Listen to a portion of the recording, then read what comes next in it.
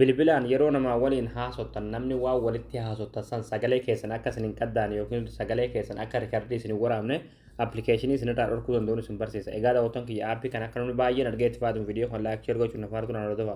Aappii kana akka buufachuudhaaf as Google Chrome keessatti galtanii achi booda bakka sarchii kanatti tokko of kilikni gootu achi booda bakka sarchii kanatti gola Oromiyaatti ni barreessanii gola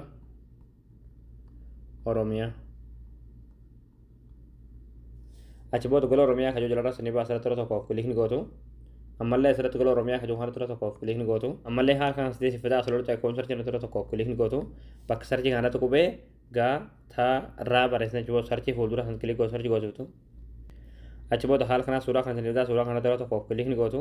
Achi booda abbicha qabuufachuudhaaf sirra olutaa gaddeemtuu olotaan gaddeemtaman uumaati.